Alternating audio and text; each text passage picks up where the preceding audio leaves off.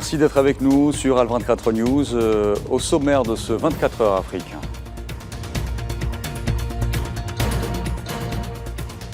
Alger et Nouakchott veulent mettre à profit leur potentiel économique dans le cadre de projets transfrontaliers à forte valeur ajoutée et aux perspectives prometteuses.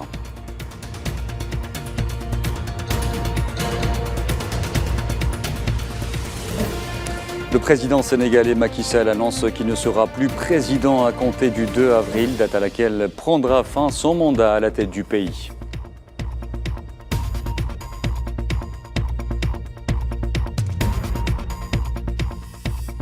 La Somalie persiste et signe toute manœuvre éthiopienne bilatérale visant à conclure un accord avec la région de Somaliland sera considérée comme illégale et donnera lieu à une réponse de Mogadiscio.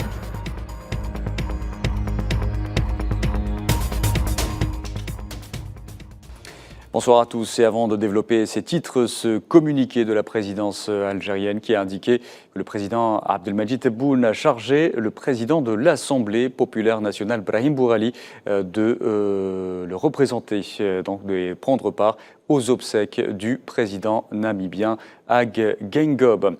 Et je vous disais en titre, l'Algérie et la Mauritanie consolident leur partenariat stratégique par une série de projets visant à dynamiser l'activité et la coopération économique bilatérale. Une démarche qui passe essentiellement par la redynamisation des zones frontalières. Réel Dembatage. Carte blanche pour le libre passage des produits entre l'Algérie et la Mauritanie. Depuis la frontière, l'intégration économique entre les deux pays prend forme et se cristallise via l'inauguration d'une série de projets stratégiques.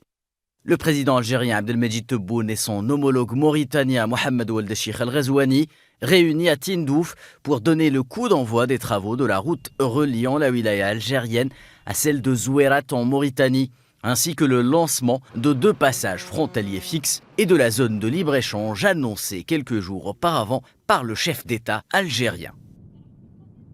Inch'Allah تكون في حيوية في الطرق لأن نعرف أن طريق طويل مثل طريق تاع زويرات وديبو.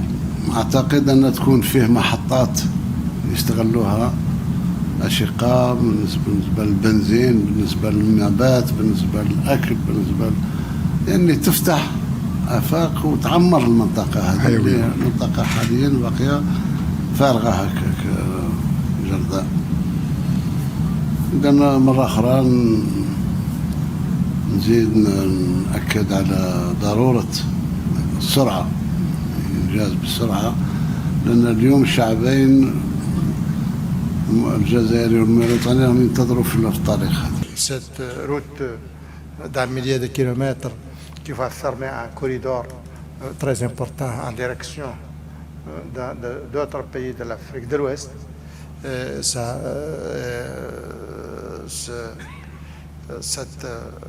هذا الممر أو المعبر اللي effectivement qui est impressionnant par sa taille.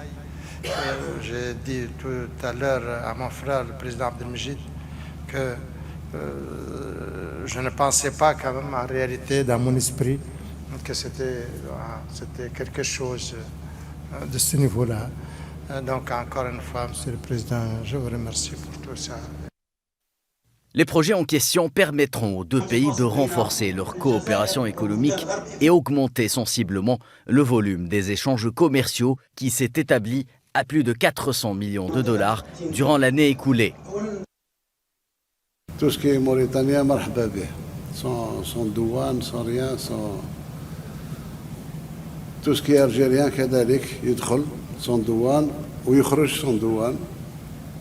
راك عطيت les grandes familles de produits. C'est pas exhaustif. Donc il faut voir avec ton collègue ministre mauritanien s'il faut ajouter. Enfin, en principe, c'est libre. Sauf ce qui est importé par l'Algérie est revendu presque en l'état.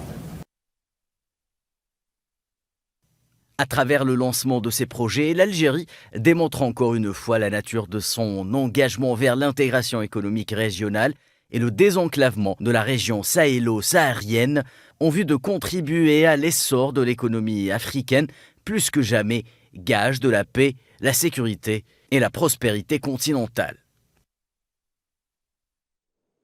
Voilà, et que pensent les Mauritaniens de ces projets? Des membres de la délégation qui accompagnaient le président Al-Razouani en Algérie se sont exprimés en marge de l'événement. Kherdim Batache a recueilli leurs réponses. Ce passage, cette route et cette zone de libre-échange constituent un saut qualitatif dans l'histoire des relations qui permettront au futur de la coopération entre les deux peuples de se développer.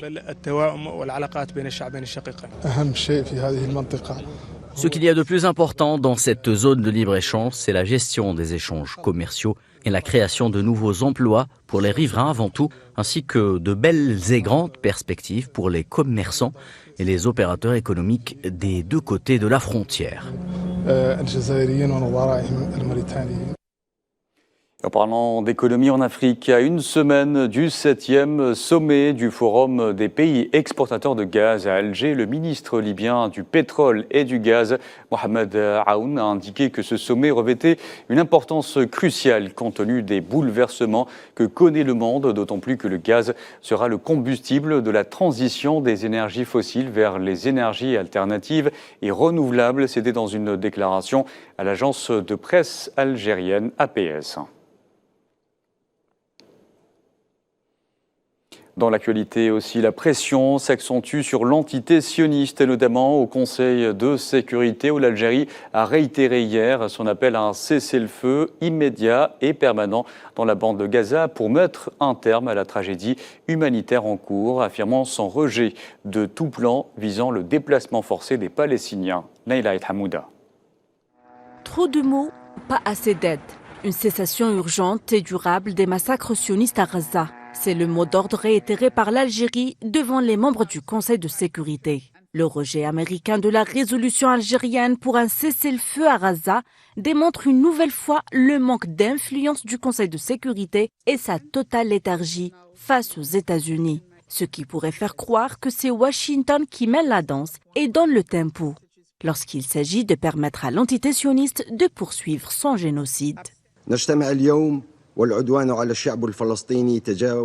Nous nous réunissons aujourd'hui alors que l'agression contre le peuple palestinien est à son 140e jour sans que rien ne change. Les scènes de désolation et de destruction envahissent la bande de Gaza assiégée et les exactions commises par les colons et les forces d'occupation en Cisjordanie et à El-Quds amplifient le monde, y compris le Conseil de sécurité, est incapable de stopper la funeste machine qui sème la mort en toute impunité. Celui qui pense pouvoir étouffer, par le fer et le feu, la volonté de se libérer et de s'affranchir, et dissuader les Palestiniens d'établir leur État par l'implantation de colonies en Cisjordanie et à El-Quds.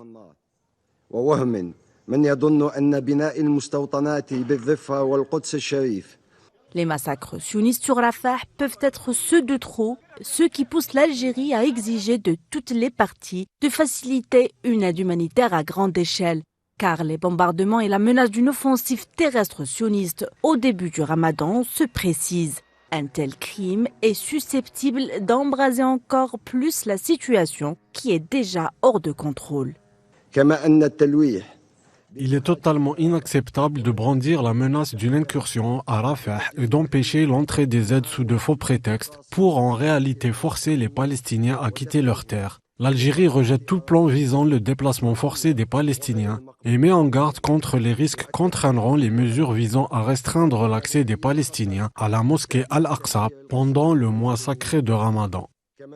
L'Algérie a attiré l'attention des membres du Conseil de sécurité sur la situation au bord de l'effondrement à Gaza, soulignant que la décision du Programme alimentaire mondial de suspendre ses opérations dans le nord de la bande est une preuve supplémentaire du triste sort qui attend près de 300 000 personnes privées de nourriture. Dans l'actualité aussi, le Maroc accusé de concurrence déloyale par les agriculteurs espagnols. Depuis le 6 février, les agriculteurs de toute l'Espagne ont lancé des manifestations, des convois et des barrages routiers contre les politiques européennes et locales qui, selon eux, confèrent aux produits agricoles importés un avantage injuste sur leurs concurrents nationaux. Ils ont notamment attaqué des camions marocains transportant des légumes moins chers qui, selon eux, ne répondent pas aux normes européennes.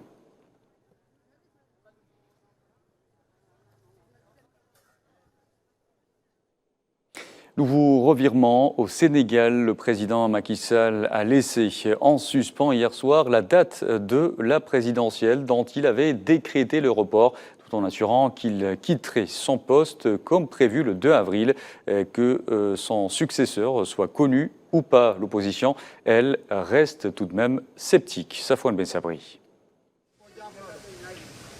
Le Sénégal connaît un nouveau rebondissement dans un véritable feuilleton politique. Depuis Dakar, le président en exercice Macky Sall a annoncé que quel que soit le scénario, il quitterait le pouvoir à la date du 2 avril 2024. Ayant prêté serment le 2 avril 2019, le 2 avril 2024, boucle les 5 années calendaires. Donc c'est la fin du mandat. Et moi je compte m'en arrêter à ce mandat. Et je compte donc, après le 2 avril, quitter mes fonctions de président de la République. Maintenant, il est clair que le pays ne peut pas rester sans président de la République. L'incertitude concernant le départ de Macky Sall est désormais levée. Cependant, le doute persiste encore quant à la date de la tenue des élections, dont l'ajournement avait provoqué une crise politique qui persiste encore.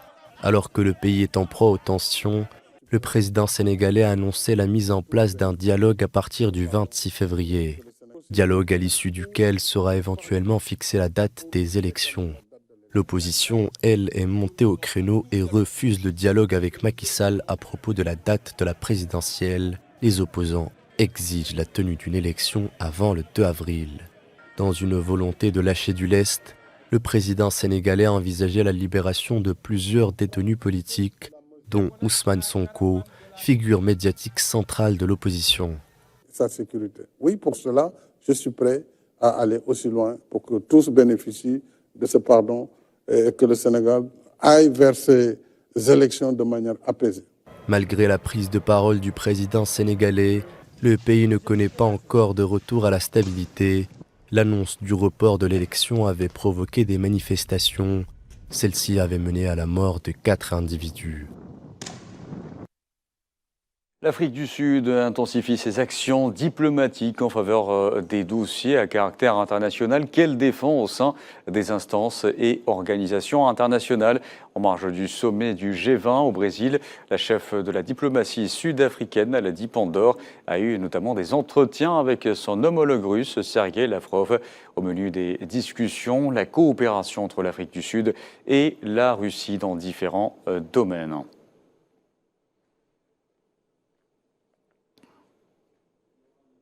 Dans l'actualité aussi, le contingent militaire de l'Afrique du Sud, de la communauté de développement de l'Afrique australe, déployé dans l'est de la République démocratique du Congo, a pour but de stabiliser la situation dans la région. C'est ce qu'a déclaré hier la ministre sud-africaine de la Défense, Thandi Modise, soulignant que pour atteindre cet objectif et retrouver la paix, il fallait mettre fin aux conflits internes. La ministre a ajouté que sur 28 minerais les plus demandés par l'économie mondiale, 26 se trouvent en RDC, ce qui explique en grande partie l'existence de nombreux conflits dans la région.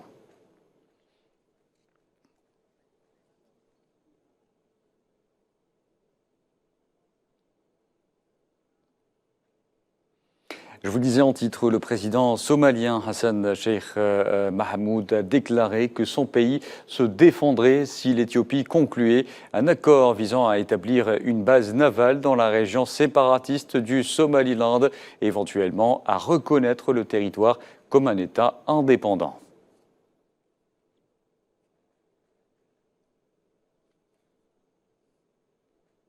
Voilà, c'est la fin de ce 24 heures Afrique. Merci à vous de l'avoir suivi.